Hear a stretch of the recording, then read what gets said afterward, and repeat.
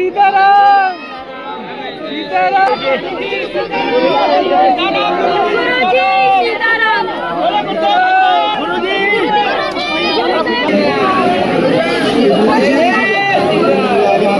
धाम के लिए जिस दृष्टि से उठा आपका परिणाम भी उसी नजर से होगा।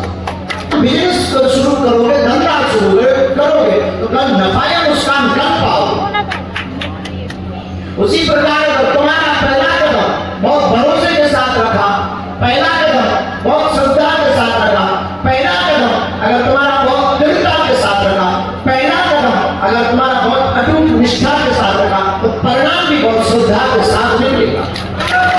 बालाजी से उनसे बनती है तो सन्यासी बाबा हमारी सुनते हैं।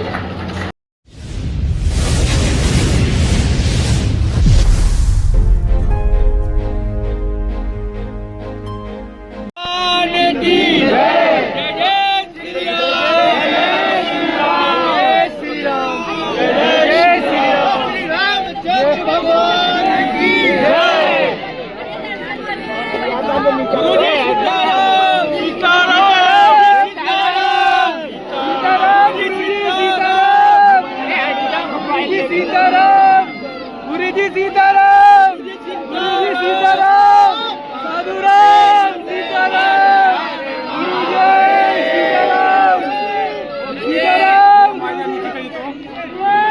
सीताराम गुरुजी सीताराम सीताराम सीताराम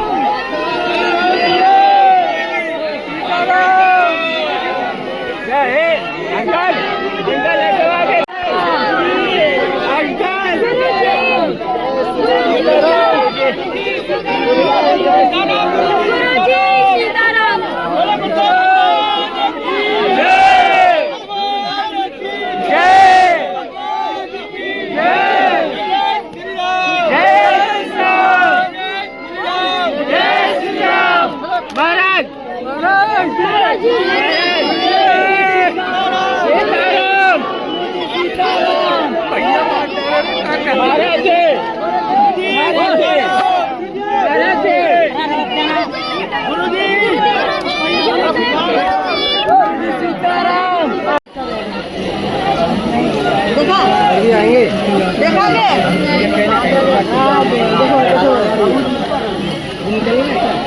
गेट के सामने कैसे हाथ कर रहे थे पसीना पसीना देखो अरे बुलू तो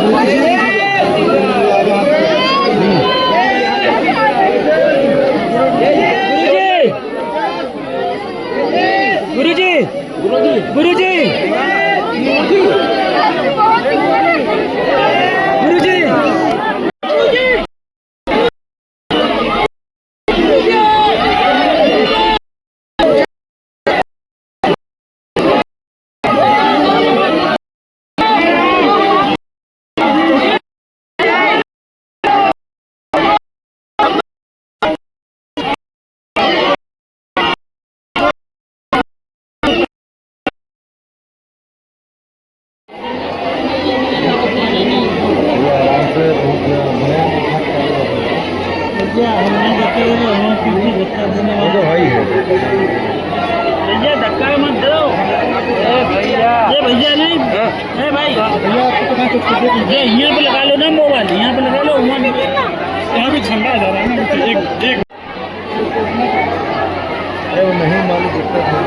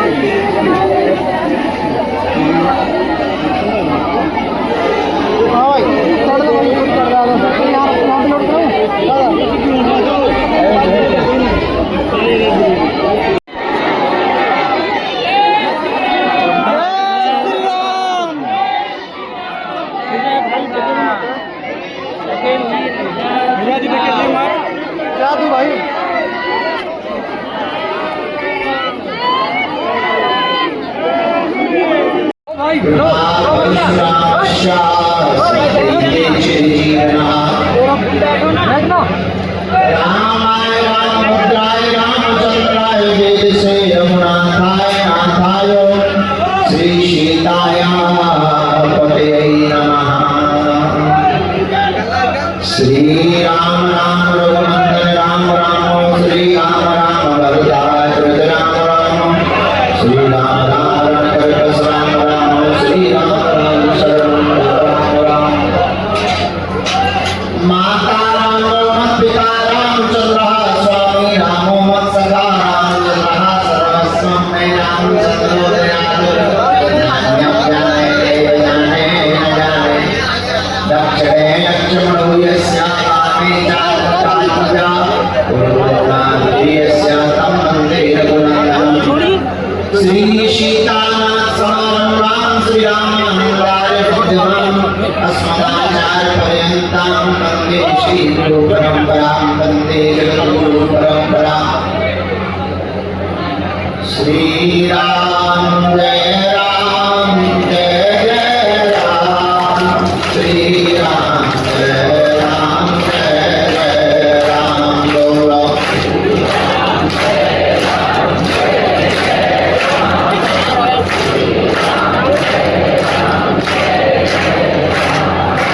श्री राम जय राम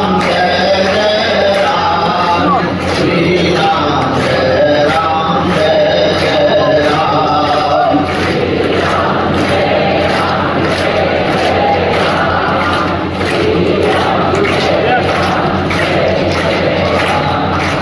रघुपति राघव राजा राम पतित पावन सीताराम।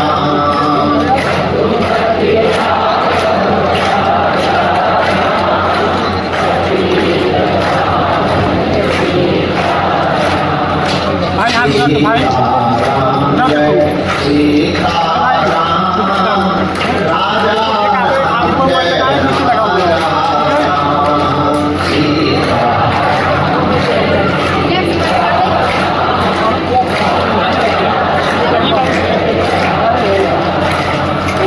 सबको सन्मति दे हनुमान पतित पावन सीताराम। देखो इधर देखो देखो सही है ना। हमको लाला जी हमारे हैं, हमको राम जी के हमारे हैं, हमको भाई मोबाइल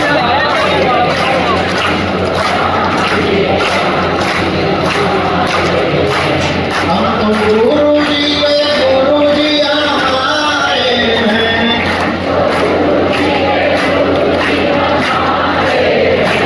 हम तो बाबा जी के बाबा जी हमारे हैं।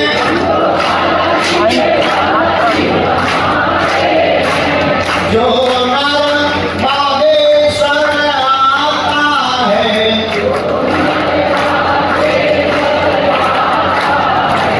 वह सकल पदार्थ पाता है।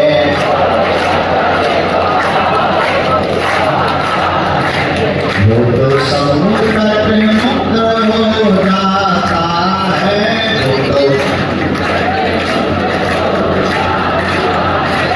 वो तो गुरु चरणों को पाता है। वो तो हम पर कृपा करो राम, हम पर दया करो राम।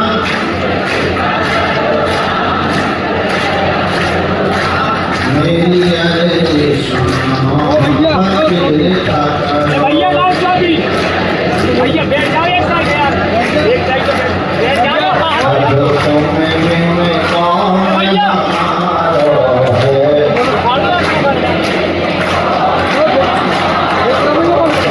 लगा चारों ओर अंधियारो है।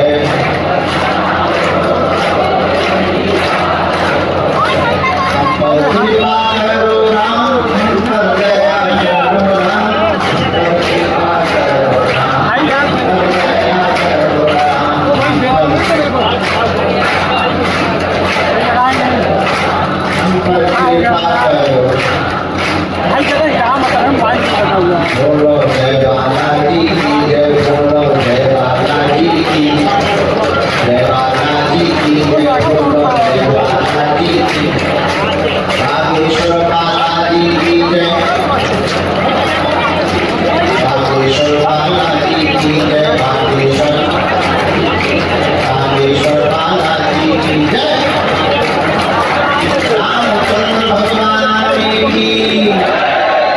श्री बागेश्वर बालाजी हनुमान की, सन्यासी बाबा की, दादा गुरु जी की, चमिता वाले बाबा की, समाधि वाले बाबा की, श्री सीताराम नाम भगवान की, जगतगुरु भगवान की, धर्म सम्राट स्वामी श्री कृपात्री जी महाराज की, पूज्यपाद परम पूज्य श्री लालगम सवाले बाबा की, लालगम सवाले भैया, पूज्यपाद श्री समाधि वाले बाबा की, बागेश्वर बालाजी हनुमान की, सब संतन की, सब भक्तन ओ भैया लालगम सवाले, बागेश्वर धाम के ओ लालगम सवाले भैया, बागेश्वर धाम के पागलों की, बागेश्वर धाम बालाजी की, बागेश्वर धाम की दिव्य शक्तियों की,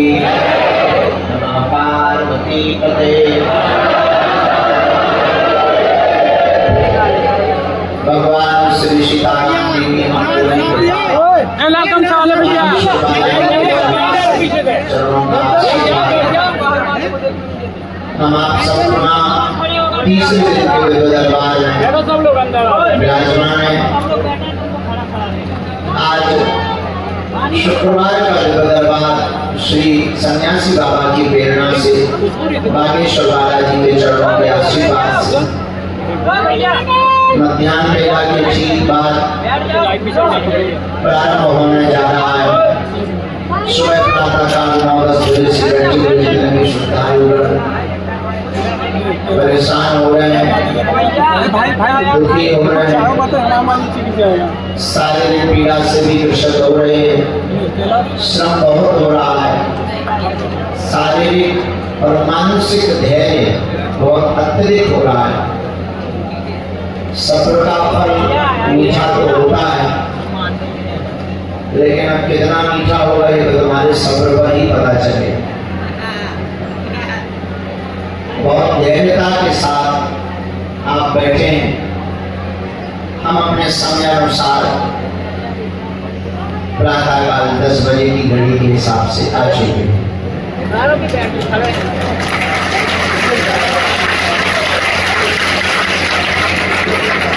क्योंकि हम समय के पक्के हैं, घड़ी लेट हो सकती है, हम कभी लेट हुए नहीं आज। इसी कारण कभी हमने अपने हाथ में घड़ी नहीं पहनी, क्योंकि कभी हमारे हिसाब से चलती ही नहीं।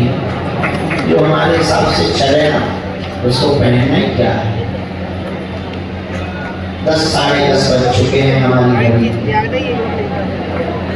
वो बात अलग है, हो सकता हमारी विदेशी घड़ी है, हमारी घड़ी के जरूर 1-1:30 बज गए होंगे, 2 बज गए, और ज्यादा खराब हो हमारी घड़ी से सीखो जरा, मिला लो जरा, 10:30 बजे हम अपने समय के हिसाब से आए। कल बड़ी देर तक भगवती का वितरण चला, इसके बाद में एक कार्यक्रम में हमको जाना पड़ा। कार्यक्रम क्या, श्राद्ध खाने गए, परिवार ने निमंत्रण था, निमंत्रण करने गए। रात को 12-1 बजे तक नींद नहीं आई, 4 बजे तक बैठे रहे। सुबह फिर जो है ब्रह्मा जी बोले अब सो जाओ, तब जा करके फिर उठ तो जल्दी है, लेकिन प्रातः काल से ही धाम की मीटिंग है, व्यवस्था की मीटिंग, अन्नपूर्णा की मीटिंग, आने वाली पद यात्रा की मीटिंग लगातार चल रही है। फिर भी जैसे भी बन के समय मिल पा रहा है, सब कुछ भगवान चला रहे हैं। आपको थोड़ा समय का 1-2 घंटे का कष्ट जरूर होता है, कुछ पाने के लिए कुछ खोना पड़ता है, तो बालाजी की कृपा पाने के लिए इनका होना पड़ता है।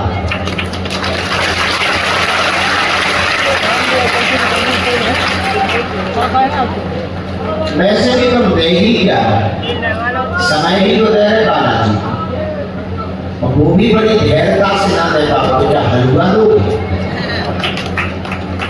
हमारे हमसे कोई पूछे कि आप बालाजी को दे दे क्या, हम बालाजी को टाइम नहीं कर देते, हमारे पास कुछ है नहीं देने, पर उनको दे ही क्या सकते, जिनसे मांगने आए उनको देंगे ही क्या। भिखारी से कोई भीख मांगे तो वो नहीं देते, बड़ा मजाक का पात्र बने। हम सभी याचक हैं, देने वाले दाता बालाजी।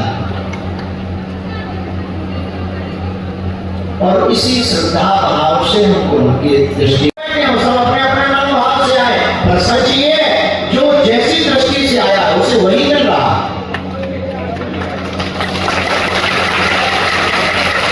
तुम्हारी नजर, तुम्हारी श्रद्धा और तुम्हारा पहला कदम बागेश्वर धाम के लिए जिस दृष्टि से उठा, आपका परिणाम भी उसी नजर से होगा। ये बात तय है कि तुम्हारा अगर आज का दिन खाली है तो निश्चित है कि कल का परिणाम भी खाली निकले।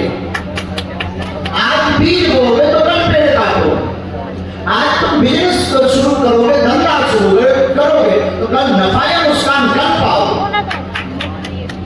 उसी प्रकार अगर तुम्हारा पहला कदम बहुत भरोसे के साथ रखा, पहला कदम बहुत श्रद्धा के साथ रखा, पहला कदम अगर तुम्हारा बहुत दृढ़ता के साथ रखा, पहला कदम अगर तुम्हारा बहुत अटूट निष्ठा के साथ रखा, तो परिणाम भी बहुत श्रद्धा के साथ मिलेगा।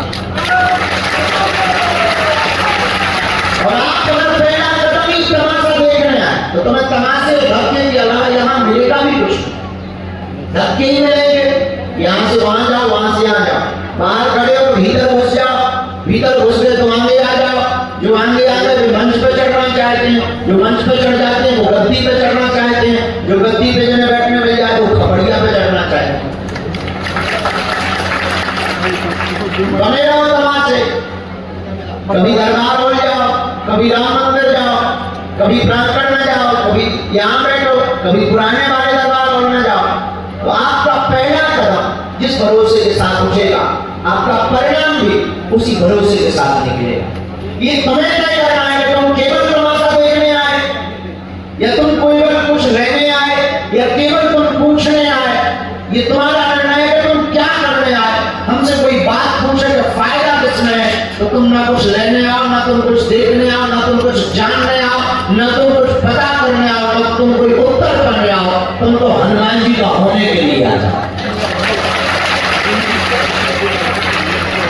और अगर तुम इनका होने के लिए आ गए तो सब सिस्टम तुम्हारे कंट्रोल। ठीक कैसे समझो, मुख्यमंत्री मित्र बना नहीं तो मंत्री तुम्हारे मित्र हो गए। मुख्यमंत्री तुम्हारा मित्र होगा, मंत्री अपने आप सुने। प्रधानमंत्री तुम्हारा मित्र होगा, मुख्यमंत्री अपने आप सुनेंगे। उसी प्रकार सुप्रीमो पावर हनुमान जी तुम्हारे होंगे और बाकी सब अपने आप सुनेंगे।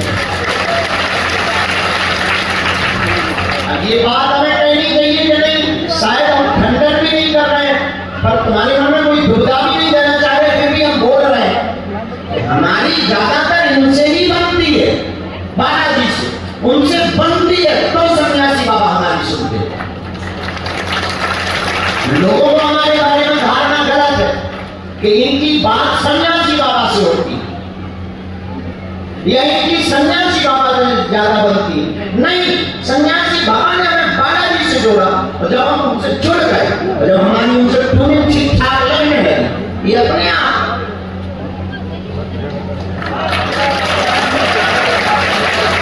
सुप्रीम पावर आपके पास होगा, सुप्रीम कोर्ट आपके पास होगा, निचली अदालत आपका बाल बांका नहीं कर सकती। इसका मतलब ये नहीं कि तुम सन्यासी बाबा को निचला मानो, वो भी हनुमान जी का ही रूप है। पर हम आपको एक उदाहरण बताना चाहिए, इसलिए मेरे पागल हो, तुम क्या पाने आए, तुम्हारी हनुमान जी जाने, बजरंग बली जाए, पर मजे की बात हम तुमको बता सकते हैं, तो ये फायदे की बात है, तुम उनके होने को आओ, कुछ जानने को आओ, कुछ पाने को आओ, दुनिया के रहस्य को समझने को आओ, आखिर ये विपत्तियां हैं क्यों, इसका पता करने आओ। आखिर शक्ति का अर्थ क्या है, ये तुम्हें किसी आदमी से मिलेगा, तो इस भरोसे में रहो कि कोई ऐसा गुरु मिले जिससे अपनी टॉर्च रोशनी जैसा बिजनेस, ये तुम्हें किसी आदमी से ये तुम्हें अपनी अंतरात्मा से प्राप्त होगा, तुम्हें अपनी अंतरात्मा से ये उत्तर प्राप्त होगा। इसके लिए तुमको कुछ जानने की जरूरत नहीं है, तुम्हें सिर्फ हनुमान जी का होने की जरूरत है। और हनुमान जी के हुए में ये सब घटनाएं अपने आप घटित।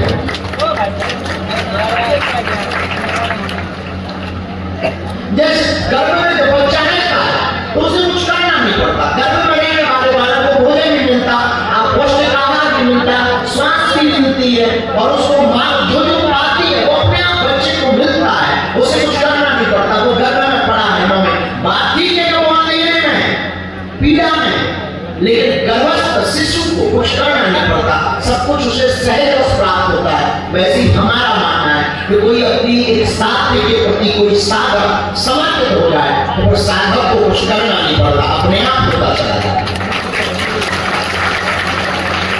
अपने आप चीजें प्रकट होती जाती है। बात नहीं करता है, लोगों को लगता होगा कि हम कोई शक्तियों से चर्चा करते होंगे या कोई प्लान नहीं करते, हमारे कोई प्लान नहीं, हमारी 3 घंटे बाद की प्लान नहीं है, हम करेंगे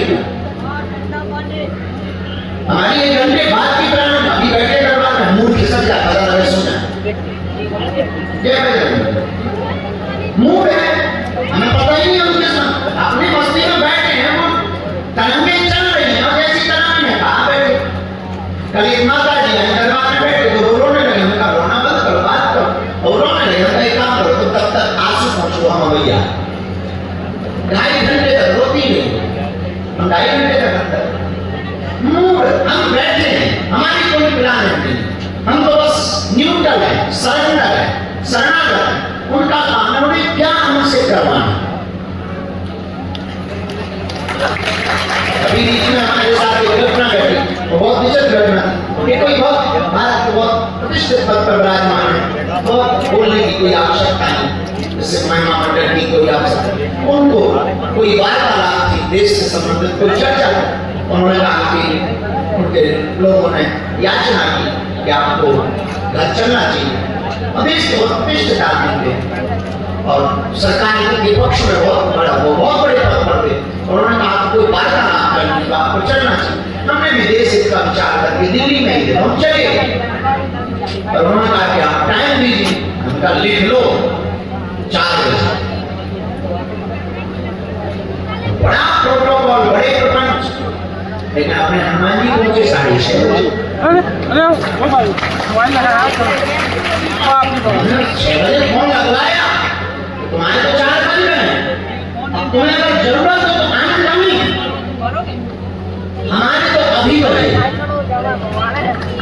किसी अधिकारी ने आके हमें समझाया कि आप क्या मजाक कर रहे हो, आपको बता दिए कि आपके संदेशा कहाँ पहुंचा है, तो देखो हम मुड़ गया नहीं, हमारी घड़ी ने कहा कि आप चलो, अब चल रहे, हमारे जब हनुमान जी बोले हम तब जाएंगे, तुम्हारे हिसाब से थोड़ी ना, तुम्हें लगता है जानना चाहिए तो हम आ जाते हैं, वरना सम्मान बरकरार है, आप पर हनुमान जी की बड़ी है, कभी तुम्हें टहलते हुए टाइम मिले तो हमारी कोठी में चले, इसका मतलब हम अपमानित नहीं करना चाहते, हम आपको बताना चाहते, हमारी अपनी निजी कोई प्लानिंग नहीं, हम सरेंडर है, वो जैसा हमें चला देंगे, हम चल देंगे।